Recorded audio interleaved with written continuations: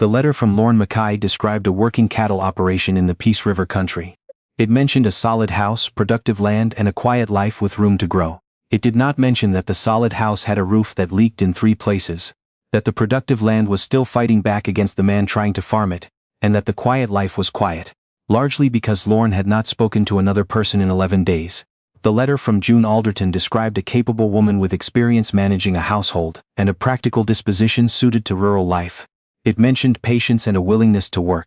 It did not mention that June had spent the last 4 years managing the front desk of a veterinary clinic in Edmonton, that her idea of rural life was a long weekend at her cousin's acreage near Leduc, and that her practical disposition had never once been tested by anything more demanding than a difficult client and a broken photocopier. They were both optimistic. On paper, they were both lying, though neither one of them would have called it that. They would have called it presenting themselves favorably, which is what people do when they are afraid that the truth is not enough. I have thought about Lorne Mackay and June Alderton many times over the years, about the particular kind of courage it takes to answer an ad in a farm journal, to write a letter to a stranger, to board a bus headed somewhere you have never been, and try to become someone you have never had to be. Most people never attempt anything that vulnerable. Most people stay where they are known and keep their fears tucked in close where nobody can see them. Lorne and June did not have that option, or rather they chose not to, which is a different thing entirely. Lorne Mackay was 41 years old when June Alderton stepped off the Greyhound in Fairview, Alberta, on a Tuesday afternoon in late October of 1987. He was a tall man, lean in the way that outdoor work makes a person lean, with hands that looked like they had been borrowed from someone twice his size. He had driven the truck into town that morning, stopped at the co-op for feed, and then sat in the parking lot of the bus depot for 20 minutes, trying to remember the last time he had introduced himself to someone who did not already know him. He had come to the Peace Country from Cape Breton 12 years earlier. Following a cousin who had since moved back, he had bought his quarter section at 29 with money saved from 3 winters of working the rigs. And he had spent the years since turning it into something that almost supported him, if he was careful, if the weather held, if the price of beef did not do what it had a habit of doing. He had a dog named Soot and a barn cat with no name he could remember giving it, and a photograph of his mother on the kitchen windowsill that he had not dusted in longer than he could say. He had placed the ad in the farm journal because his neighbor, a widower named Glenn, had done the same thing 2 years prior, and ended up married to a woman from Red Deer who made extraordinary cabbage rolls and who had, as Glenn put it, straightened out the whole operation. Lorne was not sure he needed straightening out. He was sure he was tired of eating the same 4 meals in rotation and spending every Sunday say in a silence so complete he could hear his own heartbeat. He was not looking for love. He told himself this many times. He was looking for partnership, arrangement, something practical between 2 adults who understood the terms. June Alderton was 36 years old and had been in Edmonton long enough to know she did not want to be there for the rest of her life. She was from a small town in Saskatchewan originally, a town she had left at 18 with the absolute conviction of someone who has never had to go back. She had gone to school, gotten a diploma in office administration, taken the job at the veterinary clinic, and built a life that was tidy and predictable, and had not surprised her in 4 years. She was not unhappy. She was something closer to unfinished. She had the sense, which she could not exactly explain and did not often try to, that she was waiting for something that was not going to arrive in Edmonton, that whatever she was supposed to become, it was not going to happen under fluorescent lights answering phones and processing invoices for space surgeries. She had seen the ad on a board at the hardware store where she bought her father's birthday gift every November. Farm operation Peace Country partner sought. Serious inquiries only. Contact L. Mackay. She had almost walked past it. She had stopped, read it again, taken down the number on a receipt from her pocket, told herself she was just curious, and then called it 3 days later because she was 36 years old, and tired of pretending she was going to do something courageous some other time. The letters went back and forth for 6 weeks. Lorne wrote in short, careful sentences that told her facts, the acreage, the cattle numbers, the distance to town, the winters. He did not write about himself exactly, but she could read him in what he chose to include and what he left out. He told her about the land in a way that made her understand he loved it without once saying so. She told him about herself in a way that was true but not complete, because she was not sure how complete she was entitled to be with a stranger who might still change his mind. She boarded the bus in Edmonton on a Monday morning with 2 suitcases, a duffel bag, and the collected knowledge that she was either making the best decision of her life, or the kind of story she would tell at dinner parties for the next 30 years, as a cautionary tale. He was standing outside the depot with his hands in his jacket pockets, and she recognized him immediately because he was the only person standing outside the depot. He was looking at the bus the way a man looks at something he has been waiting for, and is now slightly afraid of. She stepped down carrying the wrong bag first, had to go back for the right one, and arrived in front of him slightly flustered and carrying more luggage than the situation called for. He said, "June Alderton." She said, "Lorne Mackay." He picked up both suitcases without asking and put them in the truck bed. She got in on the passenger side.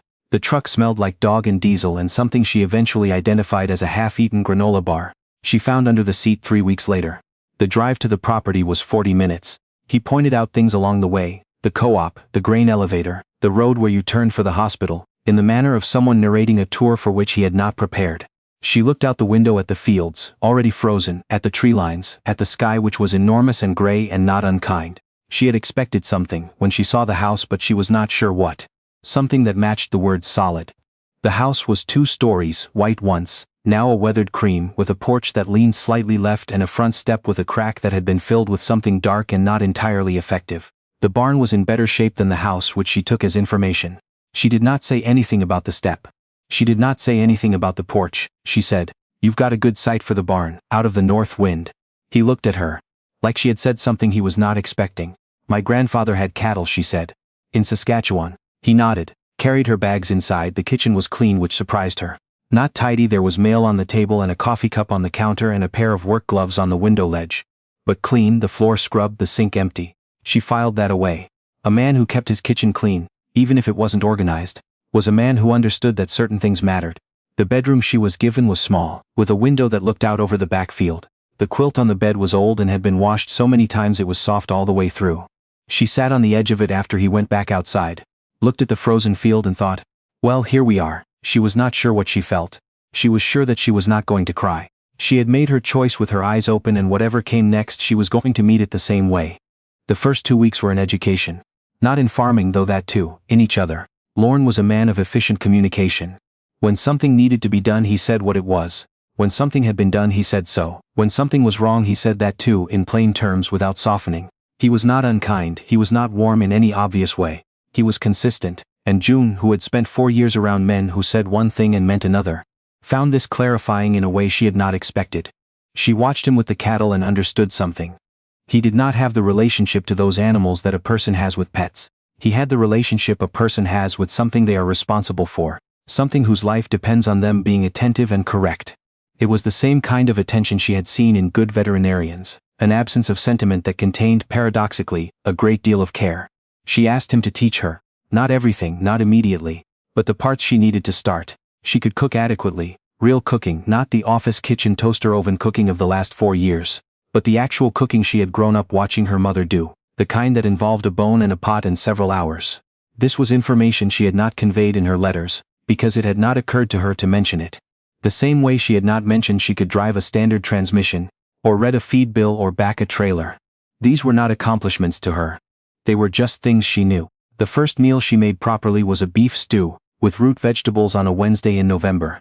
She had found a piece of chuck in the freezer and a bag of turnips in the cold room that were still good, and she put it together in the afternoon while he was in the barn. When he came in at 5 she had it on the table. He sat down, ate a full bowl, said nothing, and then ladled himself a second portion. He said finally, "My mother made stew," she said. "Was it good?" He said, "I haven't had it since she died." She did not know what to say. She said, "I'm sorry." He said it was 14 years ago, like that was supposed to make it less. It wasn't less, she could see that. She did not say so. What June did not know yet, what she was only beginning to piece together in those first weeks, was that Lorne Mackay had not just been alone in the logistical sense. He had been alone in the way that happens to people when they lose the last person who really knew them. His mother had come over from Cape Breton when his father died to help him get the place started, had stayed 2 years, and had then gone back to die in the same province where she was born. After that there had been no one. The cousin had left. The neighbors were decent but separate. Glenn was Glenn, good in an emergency, not the kind for the everyday. Lorne had been managing the everyday by reducing it. Fewer things to want, fewer things to miss. The dog, the land, the work especially. Work was an excellent substitute for a great number of things. Right up until the moment when it wasn't. He had written the ad in the Farm Journal, at 2 a.m. in February, during a cold snap that had knocked the power out for 6 hours. Sitting in the kitchen by lantern light, listening to the wind come through the northwest corner, where he had been meaning to add more insulation for 3 years. He had written it, put it in an envelope, driven it to the post office, and then not thought about it much until the first letter came back. June's letter. She wrote in sentences that had more room in them than his. She did not fill the page with information, she filled it with something closer to thinking out loud, and he read it 3 times trying to understand why it sounded familiar. He figured it out eventually. She wrote the way he thought. Not the same thoughts. The same quality of looking directly at a thing and saying what it was. He had written back the same day, which was not his habit. By December, they had found a rhythm. Not a comfortable one, not yet, but a functional one, which is what the peace country requires of you before it offers anything warmer. She had taken over the household accounting, not because he asked her to, but because she found the shoebox of receipts under the kitchen table, and spent a Saturday afternoon organizing it, while he was outside checking fence line. And when he came back in, she had the kitchen table covered in sorted piles and a yellow legal pad with 3 columns of numbers. He looked at it. She said, "You've been overpaying for propane. There's a co-op rate you're not using." He said, "I know." She said, "Then why aren't you using it?" He said, "You have to call." She looked at him. He said, "I don't like the phone." She called the co-op on Monday. Saved them $40 a month, which sounds small and isn't if you annualize it over the life of an operating budget that had exactly no room. She also did not say anything about the roof at first. She noticed it the 3rd day when rain came off the Rockies, and one of the buckets appeared under the northwest corner of the kitchen ceiling, placed with the precision of a man who has been emptying that bucket for several seasons. She watched him empty it after supper. She watched him put it back. She said, "When are you fixing that?" He said, "Spring." She said, "What happens if you get a freeze-thaw before spring?" He said, "I usually manage." She said, "I'm asking what happens to the ceiling." He looked at her for a moment. "It gets worse," he said. She said, "Okay. What do you need to fix it now?" He told her. She priced it at the building supply in town the next Tuesday when she drove in for groceries. It was $240 in materials and half a day's work. She told him so when she got back. He fixed the roof that weekend. She did not make a thing of it. That was important. She had learned early that Lorne Mackay did not respond well to being managed, and responded perfectly well to being given information and left to act on it. The distinction mattered more than most people would think. Lorne, for his part, was learning things he had not expected to learn. He had expected, when he placed the ad, to find someone useful. That was the honest word for it, and he knew it and was not proud of it. Someone who could handle the house, help with the books maybe, share the weight of the thing so it didn't press down so hard on just the one set of shoulders. What arrived was a woman who could do all of that and who also, without trying, made him think differently about his own operation. She asked questions he had stopped asking. Not challenging questions, not critical ones, observational ones. "Why do you rotate that pasture that way? What did you try before you switched to that feeder design? Have you thought about what happens to this land when the quarter to the north eventually sells?" He had thought about some of these things. Not all of them. The ones he hadn't. He found himself thinking about after she asked. She had a way of putting a question in the room, and then leaving it there without demanding an answer. And 3 days later he would find himself arriving at one on his own, and it would feel like his own thinking, which maybe it partly was. She had brought 4 books in her duffel bag. Practical ones. A homesteading reference she had picked up at a garage sale. A guide to northern gardening she thought might be relevant. A book of short stories she had been meaning to finish since August, and a worn paperback on soil science she had taken from the library discard bin years ago, because the title had interested her and she had never quite gotten to it. He found the soil science book on the kitchen table one evening in December and picked it up. He had done his own reading on the subject over the years, in the way that a person who farms reads everything adjacent to farming and absorbs most of it sideways. But this book was different, academic in tone, particular in its attention to the kind of organic matter questions that mattered specifically to northern prairie soils. He read 12 pages before he noticed the time. He put it back on the table. The next morning it was moved to the shelf by the window, and he had to ask her where she'd put it, and she handed it back to him without comment. He finished it by New Year's. The moment it became something other than arrangement happened in February. There was a storm that came down from the north the way peace country storms do. Without much warning and with complete intent. The temperature dropped 38 degrees in 18 hours, which is the kind of cold that breaks things. Water lines, equipment, the spirit of animals that have been doing fine until that exact moment. One of his better cows, a 6-year-old Angus he had raised from a calf, and who was 2 weeks from her due date, went into distress at 11 o'clock at night. He knew it before he went out to check, the way you know things on a farm when you've been paying attention long enough. Something in the silence of the barn was wrong. He did not wake June. She had been up at 5 that morning helping him break ice on the water troughs. And she was asleep, and this was not her problem. She had not signed up for this.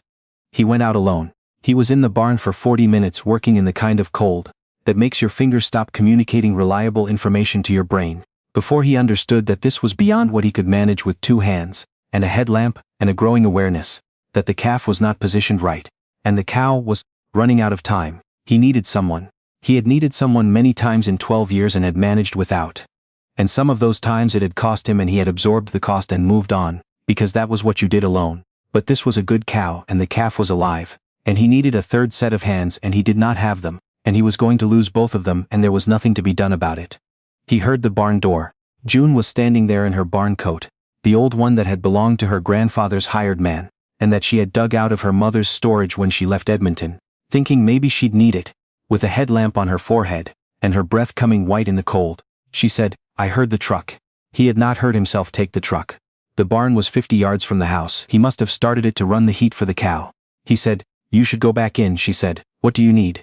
He looked at her for 1 second. He was a man who did not ask for help readily. He was a man who had developed over 12 years of working alone a comprehensive set of internal arguments for why asking for help was unnecessary and impractical, and somehow a reflection of inadequacy. He believed all of those arguments completely and sincerely right up until the moment he said, "I need someone to hold the light and talk to her. Keep her calm, she knows voices." June crossed the barn in 4 steps, took the lamp and put her hand on the cow's neck. She did not ask what to do. She had grown up around enough animals to understand that what you did was stay steady and make sounds that meant safety, and not communicate your own fear which the animal would feel through your hand and amplify. She talked, not to Lorne, to the cow, in a low even voice, about nothing in particular. What the weather had been like, what she had made for supper, what she thought about the peace country so far, whether the road to town was going to be bad in the morning. Her voice did not waver, her hands did not waver. He worked. It was difficult and it was cold, and there were 2 moments when he thought he was too late, and both times he kept going because she was still talking to that cow, and the cow was still there and he had not run out of time yet. The calf came at 10 past midnight. He caught it and set it in the clean straw and the cow turned to it immediately the way cows do, certain and complete. And June let out a long breath that she must have been holding for longer than she knew. Her hands were locked.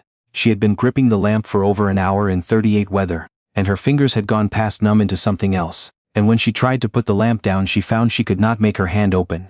He saw it before she said anything. He put his hands over hers. His hands were cold too, but he had been working and they were better than hers.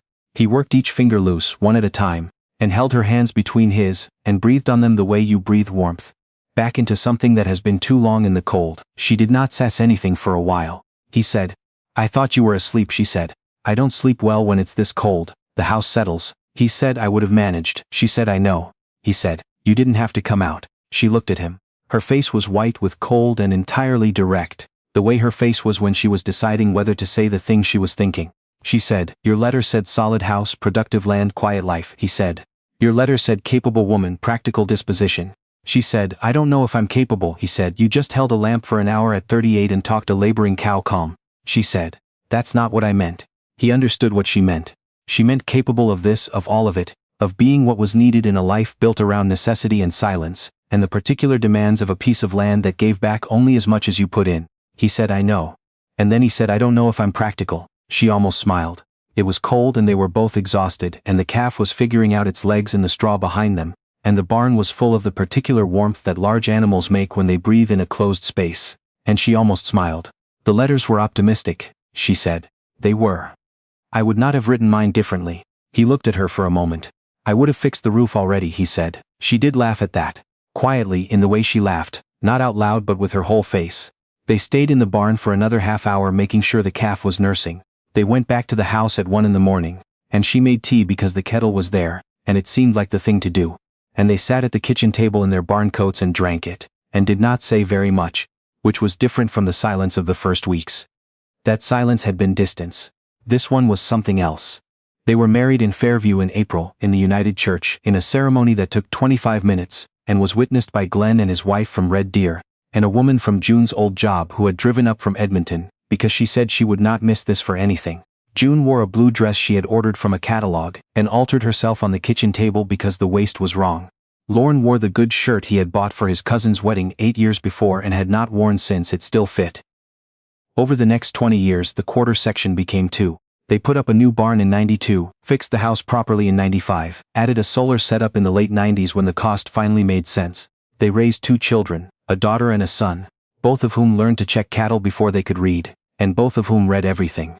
June ordered from the library catalog, which she reorganized once she found out there was a system and it was not being used. Lorne became a man who was known in the county as someone to ask about northern pasture management. He started going to the agricultural meetings he had avoided for years. At first because June suggested it, and then because he found it useful, and then because he found he had things worth saying. June became the person the neighbors called when something went wrong, which she had not expected, and which suited her precisely. She had a way of arriving at a crisis without drama, and leaving it better than she found it, and that turned out to be a considerable skill. In a place where the winters were long and the distances were real. She never stopped reading the soil science book. It sat on the shelf for 20 years and she came back to it the way you come back to things that were right the first time. Lorne built her a proper bookshelf in the living room in the winter of '89. When the roads were too bad to work outside. It was his second attempt at cabinetry, and it was not perfectly level but it was solid, which she told him was the more important quality. She meant the shelf. He understood, she meant more than the shelf. She filled it. Book by book, season by season, the shelf filled the way a life fills, slowly, and then all at once, and then so full you cannot imagine it any other way. Their daughter gave a speech at their 20th anniversary that made Lorne leave the room briefly to collect himself, though he denied this later. She said, among other things, that she had grown up watching two people who had arrived at each other's lives through a classified ad in a farm journal, and who had, against the particular odds of distance and silence, and the sheer stubbornness of two people, who had both gotten used to managing alone, built something she could only describe as a deliberate life. Not an easy one, not a perfect one, but one that had been chosen and re-chosen every day, which was more than most people managed. Lorne died in 2011. He was 65 years old. He had been in good health until he wasn't, which is the way of things. June stayed on the land. Their son farms it now with his wife, and June still checks the cattle when the weather is bad, because she says there are things you learn to do and then you simply do them. And the animals still know her voice. She still has the soil science book. She still has the barn coat from her grandfather's hired man. She came looking for something she could not entirely name. He came looking for something specific and practical, and understood perfectly well. They were both right and they were both wrong, and what they built instead.